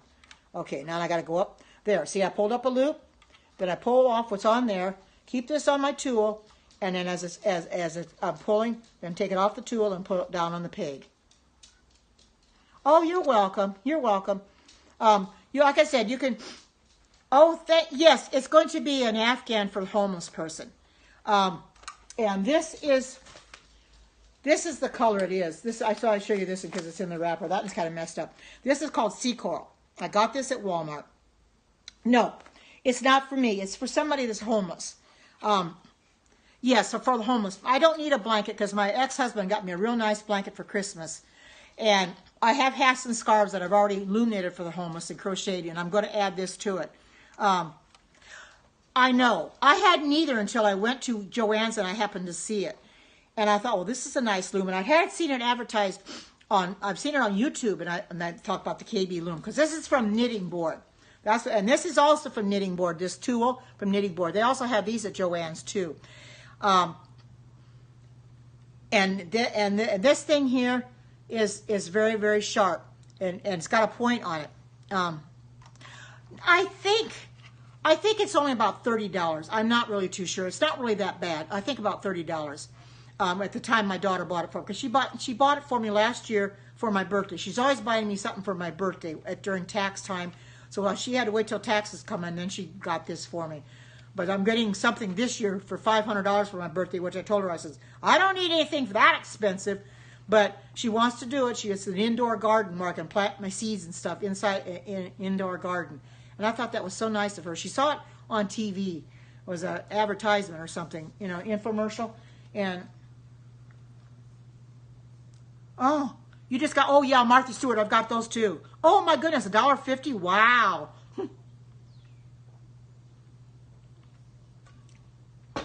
Yeah, I have the Martha Stewart too. I kind of like it because you could configure it too. But I always had a hard time trying to figure out on the Afghan how to, you know, what size to make the loom. But, oh yeah, that is kind of cool. I mean, I've got Martha Stewart too, but I think I paid, oh gosh, I paid quite a bit for it. I got it at Walmart, and I bought it. In fact, I bought me 2 sets of them so I'd have plenty of pegs if I run out. But then my daughter got me this, so I really don't use the Martha Stewart anymore, but I'm going to hang on to it. Oh, there's Lover of Mutts. Hi, good to see you. So I don't use that as much. I'll probably sell it on eBay or yeah, they are. They're really expensive, but you know, they got a lot of pieces to them. But this loom, this can replace all the other things as far as Afghans. Oh, you have to, yeah. This is so cool. This is one of the, and it doesn't come out looking like an S either. It's a flat panel. And as you can see, and I'll show you. See, it's got a starting point here. That's this arrow. There's an arrow there. And this is put that stitch marker in there because this is the ending point. When I start here at the arrow, come back, and end up here. And then when I go back, I start here and end up here. All you want to do, it's not very hard. All you have to do, Lover of Mutts, is just find an Afghan loom like a Joann's. And they got a book with it. And if you don't know, in fact, it's got some illustrations in there. If you're not sure exactly how to loom knit, you can go on YouTube and find ways to loom knit. That's how I first got started. But my daughter bought me this for my birthday last year, so I didn't have to buy it. But they do have them at Joann's. If you can't find it there, Michael's might have it, but I'm not sure about that either. But you can go and get them on Amazon. Oh, quite a while, because I probably won't work on it completely. Not necessarily. Crocheting would be faster.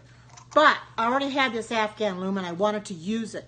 And I bought this yarn particularly for it. I bought this yarn. It's called Sea Coral. This is what I'm using right now. And I thought I'd buy some yarn. I bought 4 balls of it. It's 10 ounces each.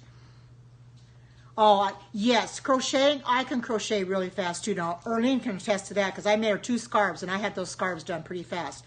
Didn't I, Erlene? I had them done really fast and got them to her. And she paid me for them. More than I expected, but anyway, so I made some scarves for her. She wanted 2 scarves. Yep, I sure did. I got them to her pretty fast. But on here, this is going to take a little longer because I'm doing a different stitch.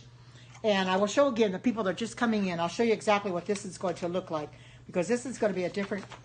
This one here, if you can see it, I'll show it up to the camera. I'll get my finger out of the way. There's what the blanket's going to look like. I know it's not in color, but that's exactly what the pattern looks like. I can hold it just a little bit closer so you can see it. That's what it's going to look like, just like that. And that's a pretty one. And I will show you the basket weave, which I intend to do the next time, is the basket weave. Here's the basket weave. That's a pretty one, too. Only you don't use all the pegs on that one. You only use 184 on that one. And then the striped one, I want to try that one, too. You don't use all the pegs on either one of those. You only use your pegs on all the ones I... oh, yes, yes, yes. You know what? You could go find, see if you can find this too. This is the KB hat loom. Now, this has got different configurations. You see this? See this, how it comes apart? There's knobs here. This, you can pull these things apart and you can make them smaller or you can make it bigger. Now, this is the adult size loom. I can take this completely, pick all these little pieces out, you know, just be a circle. Or it'll be for a baby or a small child. But you can adjust them. And I bought that, and I've got the hat loom. That's the hat loom, and I also have a scarf loom. You can't adjust the scarf loom, but it's also a KB. They're from Knitting Board. That's what they're called, Knitting Board. And I like them because, as you can see on this hat loom, see how small the pegs are? They're just like this. They're the same size, the same company. So you can get that hat loom also at Joann's, as well as the scarf loom. So I've got all three of them. So. No, not really. I do take a break from it, however, because it's hard to maneuver because I have to go every which way. I have to turn it this way and I have to turn it that way to do it. No, it really doesn't. I do rest my hands, however, though. See, I don't want to do it repetitively, continuously without stopping, though, because I don't want to get carpal tunnel, which I've never had. But I could get carpal tunnel if I continue. But I do take breaks, and I do other things. Yeah, my daughter found that out. She gets, her hands get sore when she crochets a lot too. But like I said, I don't do repetitive work on here. I stop on it and do other things for a while, you know, because I've got a painting thing, a painting program on my iPad that I like to do, and I do that. So I do that for a while, and then I go back to this. Yeah, that's what I've heard. It's not any fun, and I don't want to get that. So what I do is I just welcome to those coming in. Hi, Stella. Good to see you. Here's my Afghan loom. But this the reason I use this tool, I like this one the best, and I have more tools than this. The reason I like this one is because it's very sharp. You can see it's pointed on the end. It's easier to pick up the yarn, especially when you're doing the purl stitch, because the purl stitch you have to go up and under, and the knit stitch is the same thing, only it's reverse. And you want something sharp. I've got some the looms tools that aren't as sharp. They're kind of not pointed, and I don't like them as a. Yeah, I like this. It's an ergonomic handle. It's a rubber handle, so it's from Knitting Board, and I really like it. Oh, thank you for the super hearts. Thank you, and I really like it. And this is yellow. Believe me, when I had cataracts, you know what color this looked to me? It looked like a green. It looked green to me, or was it purple? Something like that. And I thought, well, that's a pretty color, because I bought this thinking it had a purple handle on it. Once I got my cataracts removed, then I realized it was a yellow handle. So I was seeing the thing. Oh, good.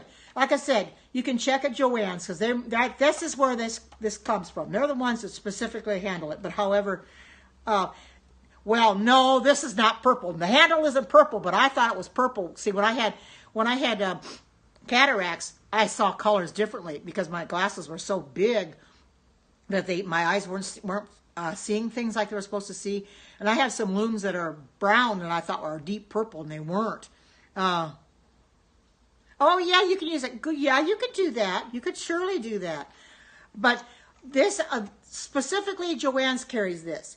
But like I said, you can also, if you don't have a Joann's in your area, you could buy it. You could check Michael's. But you could also get it at Amazon, because I know Amazon has it.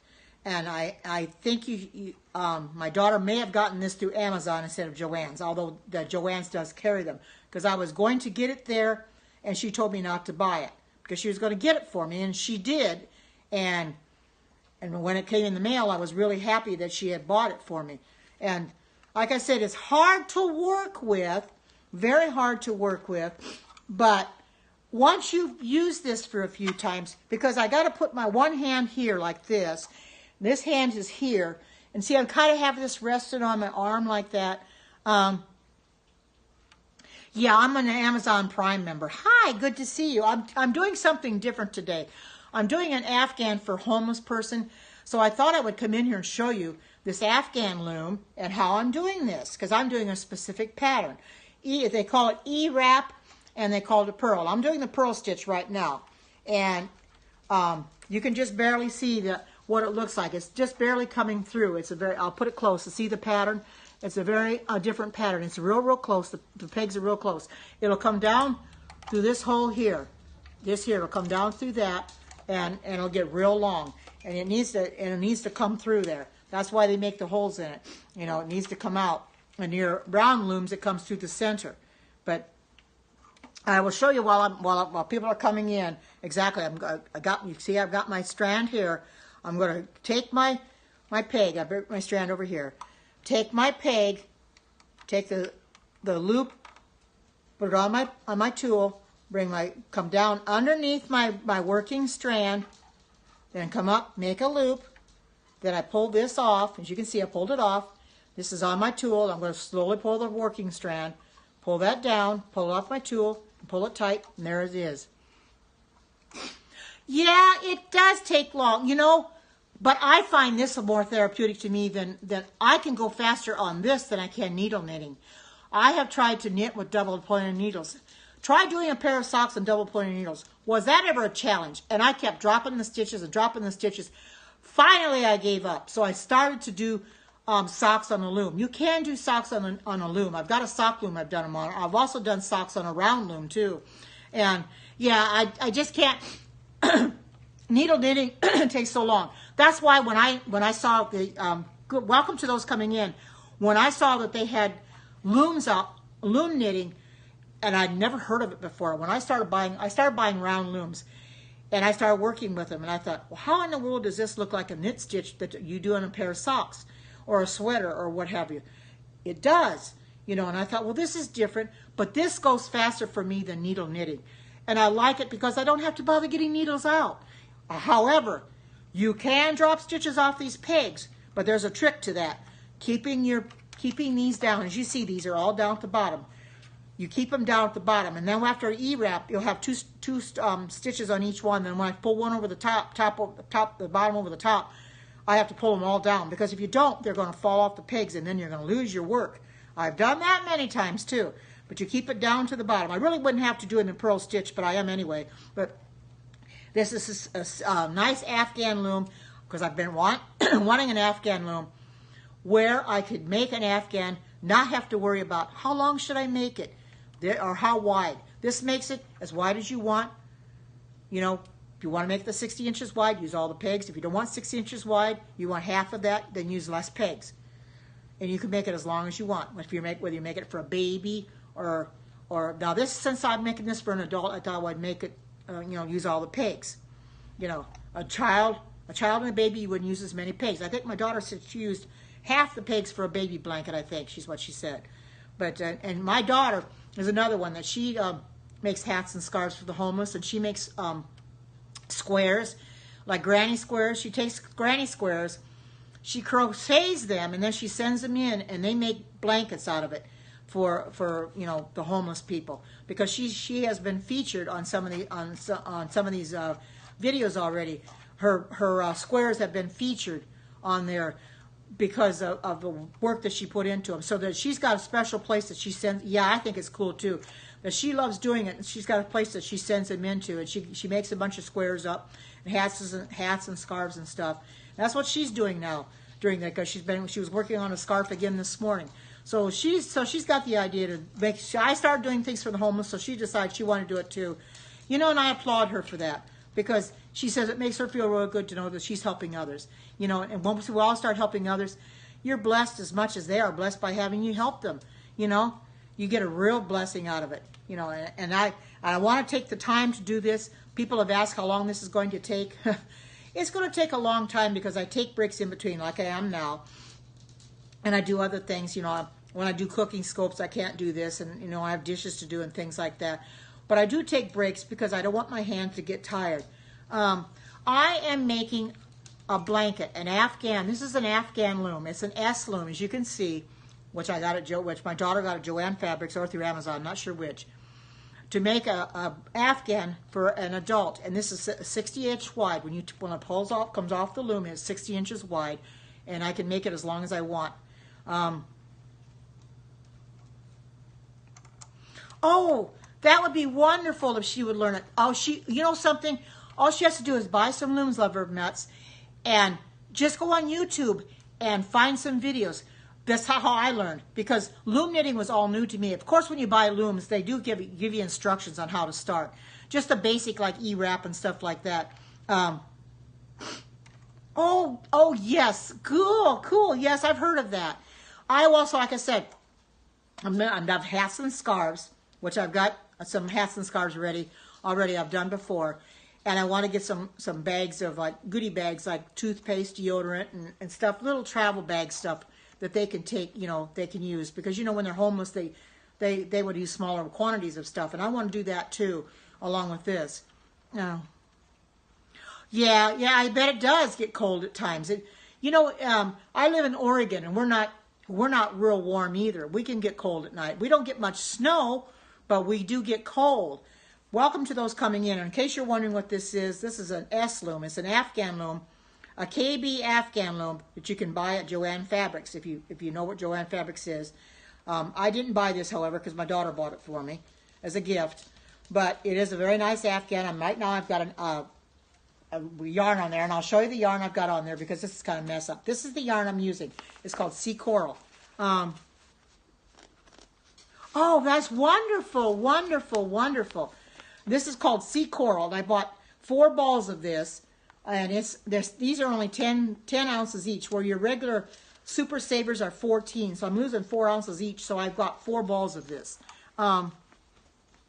Oh, I bet so. The weather's been changing all over the place. We're getting a little warmer now than we have been. We haven't been pretty nice so far, but come February, I don't know what it's going to be like. It could be really cold in February. I don't know. We've been known to have that here in Oregon. Be wonderful January, come February, colder than cold. But High Kitchen Desires. And anybody coming in, you want to know what this is? This is a 60-inch Afghan loom. And I'm making an Afghan for a homeless. And I will bring this up to the camera again. Here is the starting point. If you can see the arrow there, this is the starting point. And where I've got this is my ending point, because I do not fasten these two together. Otherwise, you'll have a tube. So when I start with my arrow, with the arrow, and I go all the way around and end with here. And then when I go back around again, then I start here and go back to come to my arrow, because you want to make a flat panel of it. I did make the mistake this morning. I started a different Afghan with this same yarn, and I forgot to stop. And I started going all the way around again, and I had them fastened together. Well, I wasn't too happy about that. I didn't have much done, so I took it all back out, and I says, yeah, oops is right. So then I took it back out, and I says, well, where's my Afghan book? I know that Afghan book's got some patterns in it. So I got the book out, and I started doing I'll show you the pattern again for those that may not have seen it. It's not in color, mind you, but I'll show this. This is what the Afghan is going to look like, if you can see it. I can bring it as close as I can. That's the pattern that I'm doing right now. It's an E-wrap purl pattern. I purl 1 row all the way. Oh, yes.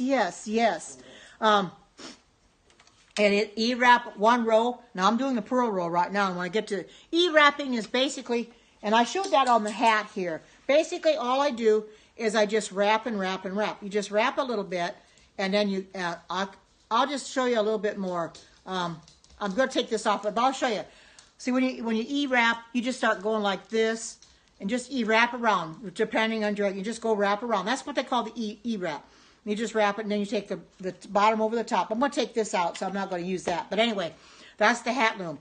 But that's basically what the E-wrap is, just wrap. Now, I had to do one direction of E-wrap, then go back and do the other way, to have 2 strands on here, and then I did the bottom over the top. Then I started my purl row. So I think I'm on my 2nd purl row. I've done another E-wrap, and this is my 2nd purl row. So you can see I haven't done very much yet, because it isn't coming through the bottom yet. But when it finally comes through, then you'll really be able to see it real good, because you can't see what the pattern looks like right now. But it's going to be very pretty. It's easy to do. The next one I want to do is a basket weave, and I can show you that one. That's a very pretty pattern. This is the next one I want to do. It doesn't only use 184 of the pegs. That's the basket weave, where you have four rows of four pegs of knit and 4 pegs of purl. And I think there's a pattern to it. And then you mark the pegs. Every 8th peg you mark with a stitch marker, so you keep the pattern, because you have 4 rows of knit and 4 rows of purl, 4 rows of knit, 4 rows of purl. But I'm going to make that the next time. That's the basket weave. You could also crochet the basket weave as well. But since this is a loom and I like knitting, Absolutely. It's going to take a long time, but once I get it finished, yes, I will show it. Oh, I bet not. No. Yeah. Yeah. It doesn't work very well. No, it doesn't. It doesn't, you know.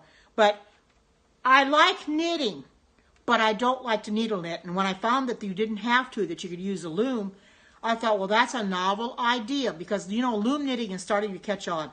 There are hundreds upon hundreds of loom knitting videos on YouTube now. There wasn't always that way, but there, it seems like the more that there are getting more all the time. Because I'm always, no, not as much as I used to. I would rather knit and crochet. I used to sew years ago when I first got married. But I live alone and I don't really sew. I buy my own clothes. I really don't sew. I do have a sewing machine. The last time I sewed was when I worked at the Dorcas for the Seventh-day Adventist Church. We had what's called a Dorcas, and I would make quilt squares, or I do sew quilt squares together to make a quilt. I do the quilt tops. That's the only thing I've ever done actually on the sewing machine is cut out squares and then sew them together to make a certain pattern, like a diamond pattern or whatever. That's the only thing I've ever done. But as far as making dresses or stuff like that, no, I haven't. You know, I haven't sewn in a long time. I would rather knit and crochet, really, to tell you the truth. I'd rather loom knit and crochet because I can get so much done so much faster. Now, like I said, loom knitting is faster than regular needle knitting. However, with this loom, it's going to take a little longer because I'm using all 198 pegs. When I do the basket weave, I only use 184. That's still going to take time because I have to get my pattern, keep my pattern straight, and I have to mark it with stitch markers and that. And that's what this is a stitch marker. But, you know, normally using crocheting, but I put it on here to let me know. Without this on here, I probably would have hooked them all together again. In fact, I just about did that this morning. After I put this on here, I still just about hooked the two together again. And I thought, no, I got to stop. I can't do that. But that basically gives you an idea of what I'm making, and I will show it to you when I get done. It's going to be a while because it's going to take me a while to finish this because I've got to make it pretty long. But once I get it done, I definitely will show you what it looks like. But you can get an idea now about this loom, and if anybody wants to buy it, like I said, if you want to buy it, go and get it at Joann Fabrics. Okay, thank you, and thank you for coming in. Have a good day. But if anybody wants to buy this, then you can go on Joann's, or you can get it through Amazon. I don't know what it would be. You're so welcome, and I don't know how much it would be, but you just have to check it out, both places.